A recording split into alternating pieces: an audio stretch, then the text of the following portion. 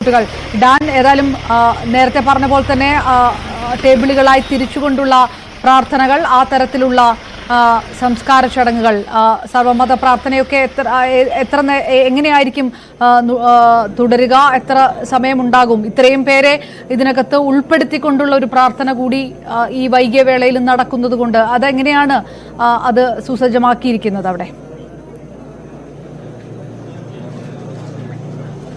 Aparna, T Siddique MLA എന്നോടൊപ്പം ചേരുന്നു. എപ്പോഴേക്ക് ഇവിടേക്ക് എത്തും എന്നാണ് അറിയാൻ കഴിയുന്നത്? മേപ്പാടിയിൽ നിന്ന് ബോഡി പുറപ്പെട്ടു കഴിഞ്ഞു. ഏകദേശം ഒരു 20 മിനിറ്റോടുകൂടി മാക്സിമം ബോഡി ഇവിടെ എത്തിച്ചേരും.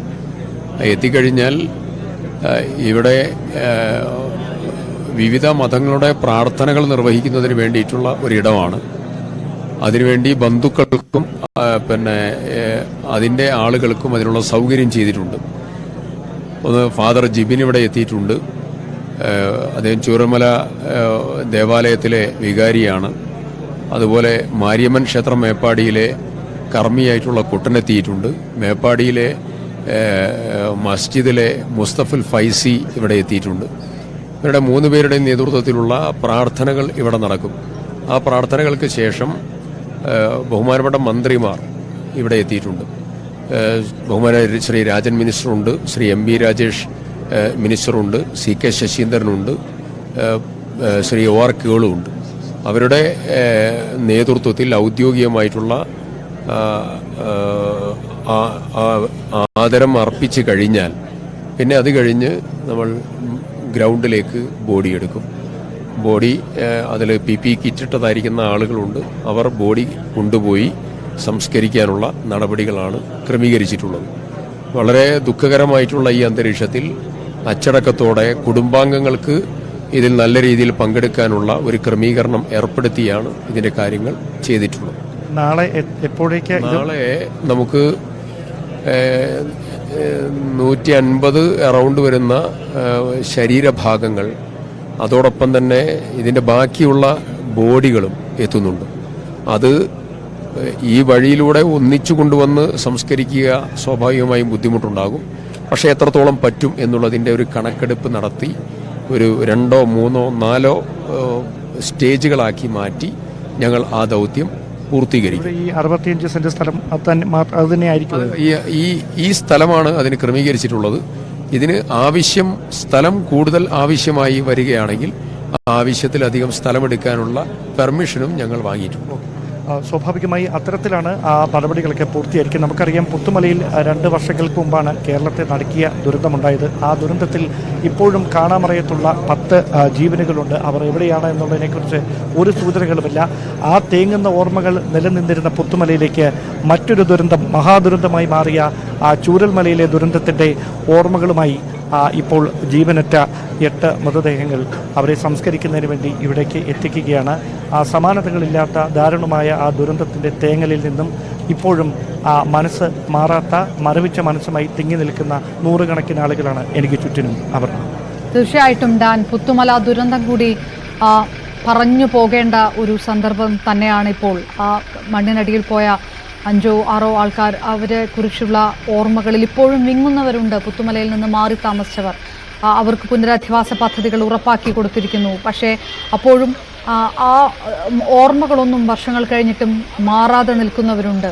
അതിനേക്കാൾ എത്രയോ വലിയ ഒരു സംഖ്യയിലേക്ക്, എത്രയോ വലിയൊരു ദുരന്തത്തിലേക്കൊക്കെയാണ് ഈ വയനാട് കടന്നിരിക്കുന്നത്, മുണ്ടക്കൈ കടന്നിരിക്കുന്നത്. ആ പുത്തുമല എന്ന് പറയുന്ന കണ്ണുനീർ വീഴ്ത്തിയ ആ ദുരന്തത്തെക്കാളും മുകളിൽ നിൽക്കുന്ന, അതും മറികടക്കുന്ന രീതിയിലുള്ള വലിയ ദുരന്തത്തിലേക്ക് കടന്നിരിക്കുന്നു. അതിൻ്റെ സ്മാരകമായി പുത്തുമല മാറുകയാണ് എന്നുള്ളത്, അതും വിധിയുടെ ഒരു വലിയ നിർണായകമായിട്ടുള്ള സന്ദർഭം എന്ന് തന്നെ പറയേണ്ടിയിരിക്കുന്നു. ഡാൻ, 8 പേർ നേരത്തെ പറഞ്ഞതുപോലെ കുടുംബാംഗങ്ങൾക്ക് സർവമത പ്രാർത്ഥന നടത്താൻ അപ്പോഴും തിരിച്ചറിയാൻ കഴിയാത്ത 8 മൃതദേഹങ്ങളാണ്. അത് തന്നെ മൃതദേഹാവശിഷ്ടങ്ങൾ പോലും എന്ന് പറയുന്ന ഒരു അവസ്ഥ നമ്മൾ പല തരത്തിലുള്ള വാർത്തകളിലൂടെ എല്ലാം കടന്നുപോയി. വെറും കൈപ്പത്തി കൊണ്ട് മാത്രം സംസ്കാര ചടങ്ങുകൾ നടത്തുമ്പോൾ വിതുമ്പുന്ന അച്ഛനെ വരെ കണ്ടു കേരളം. പക്ഷേ ഇങ്ങനെ ഒട്ടും തിരിച്ചറിയാൻ കഴിയാത്ത 8 മൃതദേഹ ഭാഗങ്ങൾ വരുമ്പോൾ അത് എങ്ങനെയാണ് കുടുംബാംഗങ്ങൾ അത് ഏത് കുടുംബാംഗങ്ങൾ ഇരുന്ന് കൊണ്ട് പ്രാർത്ഥിച്ച് അത് ഏത് തരത്തിലാണ് അത്രയും വൈകാരികമായിട്ടുള്ള ഒരു സന്ദർഭം ഇനിയുള്ള മിനിറ്റുകൾ കടക്കാൻ പോകുമ്പോൾ അതെങ്ങനെയാണ് അധികൃതർ ഡീൽ ചെയ്യുക?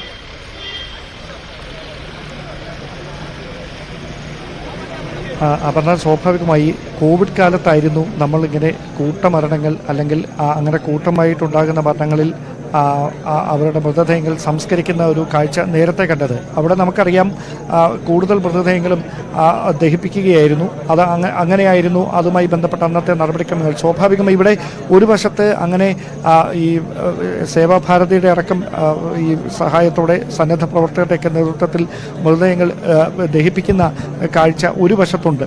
മറുവശത്താണ് ഇങ്ങനെ ഈ മൃതദേഹങ്ങൾ കൂട്ടമായി സംസ്കരിക്കുന്ന ഒരു കാഴ്ച. എനിക്ക് തോന്നുന്നു അടുത്ത കാലത്തൊന്നും കേരളത്തിന് ഇങ്ങനെയൊരു ദയനീയമായ കണ്ണിൽ നിന്ന് ഇറ്റിറ്റ് വീഴുന്ന ഒരു കാഴ്ച, മലയാളികളെ കരയിപ്പിക്കുന്ന ഒരു കാഴ്ച അടുത്ത കാലത്തൊന്നും കേരളത്തിന് ഇതിനു മുമ്പ് ഇങ്ങനെ കാണേണ്ടി വന്നിട്ടില്ലായിരിക്കും. അങ്ങനെയൊരു കറുത്ത ഞായറായി ഈ ദിവസം മാറുന്നുവെന്ന് വേണം പറയാൻ. കാരണം കഴിഞ്ഞ 30-ാം തീയതി 29-ാം തീയതി രാത്രി വരെ നമുക്കെല്ലാവർക്കും ഒപ്പമുണ്ടായിരുന്ന നമ്മുടെ സഹജീവികളാണ് പെട്ടെന്നുണ്ടായ പിറ്റേ ദിവസം ഒരുപാട് പ്രതീക്ഷകളുമായി ഉണരണമെന്ന പ്രതീക്ഷയോടെ കട്ടിലിൽ കിടന്നുറങ്ങിയവർ എന്നേക്കുമായി ഉറങ്ങുന്ന സാഹചര്യം. അത് നമുക്കിപ്പോഴും ഉൾക്കൊള്ളാൻ കഴിഞ്ഞിട്ടില്ല യാഥാർത്ഥ്യം. പക്ഷേ അത് ഉൾക്കൊണ്ടേ മതിയാകത്തുള്ളൂ. ആ ഒരു നീറുന്ന വേദന, അതോടൊപ്പം തന്നെ യാഥാർത്ഥ്യങ്ങളുമായി പൊരുത്തപ്പെടാനുള്ള ശ്രമം, ഇതിന് രണ്ടിനും നടുവിലാണ് ഇവിടെ ഈ രക്ഷാദൗത്യത്തിൽ ഏർപ്പെട്ടിരിക്കുന്ന സന്നദ്ധ പ്രവർത്തകർ, ഈ ദൗത്യ സംഘം, അതോടൊപ്പം തന്നെ നാട്ടുകാർ. എന്തായാലും ഒരു കാര്യം ഉറപ്പാണ്, നമുക്ക് ഇതുമായി ബന്ധപ്പെട്ട നടപടികൾ ഇനിയും ഏതാണ്ട് 180-ലധികം ആളുകളെ കണ്ടെത്താനുണ്ട് എന്ന ഔദ്യോഗികമായ സർക്കാരിൻ്റെ തന്നെ കണക്കുകൾ പുറത്തു വരുമ്പോൾ സ്വാഭാവികമായി ആ തിരച്ചിലുകൾ എത്രയും ചില ദിവസങ്ങൾ കൂടി അത് തുടർന്നേക്കാമെന്ന സൂചനകൾ തന്നെയാണ് ലഭിക്കുന്നത്. ചാലിയാറിൻ്റെ അടക്കം വിവിധ ഭാഗങ്ങളിൽ 40-50 പേരടങ്ങുന്ന സംഘം 8-10 തിരിഞ്ഞുകൊണ്ട് പല മേഖലകളിൽ തിരച്ചിൽ നടത്തി. ഇന്നും മൃതദേഹങ്ങളും കണ്ടെടുക്കുന്ന സാഹചര്യമുണ്ടായിരുന്നു. സ്വാഭാവികമായി അങ്ങനെയൊരു പശ്ചാത്തലം കൂടി നിലനിൽക്കുന്നതിനാൽ അടുത്ത ദിവസവും അത് അങ്ങനെ തന്നെ തുടരാനുള്ള സാഹചര്യമാണുള്ളത്. അതിനിടയിലാണ് ഒരു തരത്തിലും തിരിച്ചറിയാനാവാത്ത നിലയിൽ കണ്ടെത്തിയ 38 മൃതദേഹങ്ങൾ അടിയന്തരമായി സംസ്കരിക്കുന്നതിന് വേണ്ടിയുള്ള ഒരു തീരുമാനത്തിലേക്ക് കടക്കുന്നതും അങ്ങനെ ഏറ്റവും ജീർണാവസ്ഥയിലുള്ള 8 മൃതദേഹങ്ങൾ ഇന്ന് തന്നെ നടപടിക്രമങ്ങളൊക്കെ പൂർത്തിയാക്കി ഈ പുത്തുമലയിൽ സംസ്കരിക്കുന്നതിന് വേണ്ടിയിട്ടുള്ള എല്ലാ ഒരുക്കങ്ങൾ പൂർത്തിയാക്കി അല്പസമയത്തിനകം ഇവിടെ സംസ്കരിക്കുന്നതിന് വേണ്ടിയിട്ടുള്ള ഒരു ക്രമീകരണങ്ങൾ സജ്ജമാക്കിയിരിക്കുന്നത്. ഇവിടേക്ക് വരുന്ന വഴി അത് റോഡിൽ നിന്ന് അല്പം മുകളിലേക്ക് കയറിയിട്ടാണ്. സ്വാഭാവികമായി മറ്റ് വാഹനങ്ങൾക്കടക്കം ഇവിടേക്ക് എത്തുന്നതിന് പരിമിതിയുണ്ട്. ഇടുങ്ങിയ വഴിയാണ്. ആ വഴിയിലൂടെ വേണം ഈ ആംബുലൻസുകൾക്ക് ഇവിടേക്ക് എത്തിച്ചേരാൻ.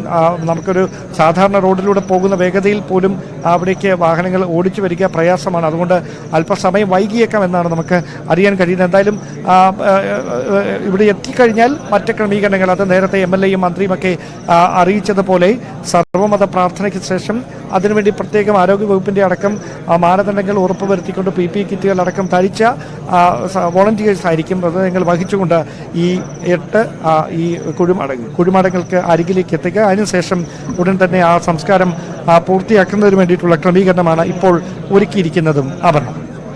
റൈറ്റ്, ഡാൻ കുര്യൻ വിവരങ്ങൾ നൽകുമ്പോൾ നമ്മൾ ദൃശ്യങ്ങളിൽ നിന്ന് കണ്ടുകൊണ്ടിരിക്കുന്നത് മേപ്പാടി ആശുപത്രിയിൽ നിന്ന് പുത്തുമലയിലേക്ക് എത്തിക്കൊണ്ടിരിക്കുന്ന ആംബുലൻസിൻ്റെ ദൃശ്യങ്ങളാണ്.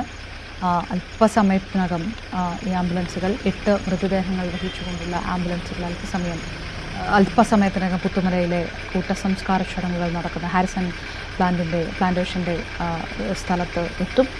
അവിടെ ജനപ്രതിനിധികളടക്കം അവിടെ ഉണ്ട്.